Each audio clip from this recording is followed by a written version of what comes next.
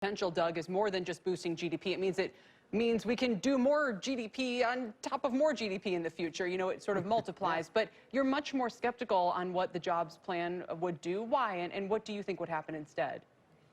Well, I agree with Greg that you really do want to look at the long-run potential, and this is not about the cyclical recovery. And we simply took candidate Biden at his word and raised $3.3 trillion in taxes, and we all agree that's bad news for the economy. But we then plowed that $3.3 trillion exclusively into productive infrastructure and R&D, thereby stacking the deck as much as possible. We put it into a formal model, much like the Joint Committee on Taxation would use, and the answer that comes out is that over the next 10 years, the economy shrinks slightly as a result. So the bad news from the taxes is not outweighed by the productivity of a much bigger infrastructure stock. It goes up by 16%. And on net, that gives you less productivity, less growth in real wages, and that's bad news for the American worker. Doug and Greg, I'm happy to know both of you guys to be able to rely upon you, and I need to have some kind of closure on this debate here. We can't leave here with this kind of thing.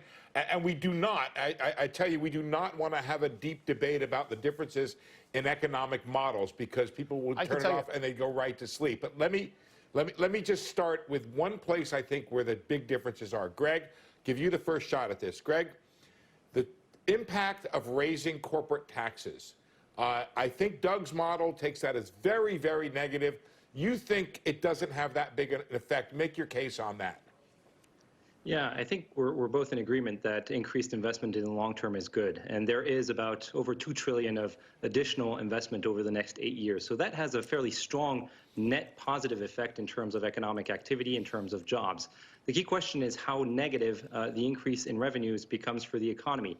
And when we look at it from a slightly different angle. When we look at the increase in the statutory corporate tax rate, at the increase in the global minimum tax, at the limitations on inversions, we think that it will have a negative effect on economic activity, but that it will be manageable. Just to give you some numbers, we think that on net, the plan would add to growth in 2022 of about 0.8 percentage points, and within that, a drag of about a tenth or two from the increase in corporate taxation. So if we look back at the Tax Cuts and Jobs Act and that effect, we think that that had a fairly positive effect on business investment, but not as much as people were saying. We did not see as much of an increase in economic activity as was said at the time. So reversing part of that won't have as negative of an effect as others may be saying.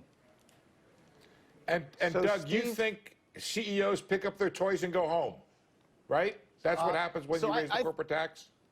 I think the corporate tax has a strong negative impact, no question, but I think there are really two very important points to make. Number one is how you think about the baseline.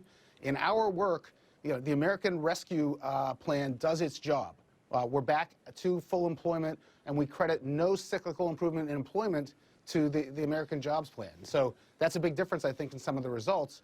The second thing that's really important here is that, you know, with the announcement for today, for example, of the higher capital gains tax rate, the fact that we're going to have an American Family Plan, which has a bunch of genuine non-infrastructure spending, you know, more tax credits, paid family leave, things like that, we are migrating toward what we actually priced, which was a candidate Biden's plan with a lot of tax increases, including top rates going up, capital gains rates going up, and a lot of spending that has no productivity impacts. Doug, so we're migrating toward our result. Doug, let me ask you, as we move forward with this, given the counterproposal today that would be under $600 billion in size, what is the number where you think this could help the economy more than it hurts the economy?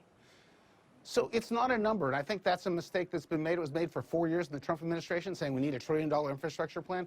You need to decide what you're trying to accomplish. I think we should close the digital divide, do the broadband work necessary to get that done, fix roads and bridges, and then figure out what that costs.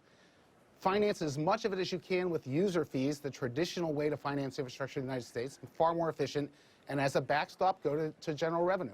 That's the right way to go at this, but that's not the plan at the moment.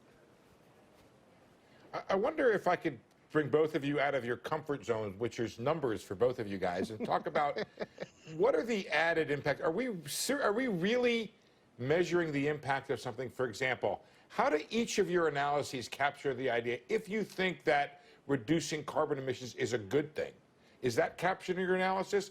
The idea of providing more child care or elderly care, These are, I guess, they're good things. We could argue about that. But does your analysis, does GDP really capture that? Maybe Doug, take that first. I believe that reducing greenhouse gas emissions is a good idea, and our analysis doesn't have anything for that. That's a benefit of the plan if you take it at face value. My observation would be that's not how they're selling it. They're not saying, look, we might have to have slower economic growth because we have other benefits we'd like to accomplish. That trade-off is worth it. Make that case. I'm happy to have that debate. They're saying, hey, it's all a win-win. We're going to have a clean environment. You're going to get more jobs, too. And that's not an honest sales job.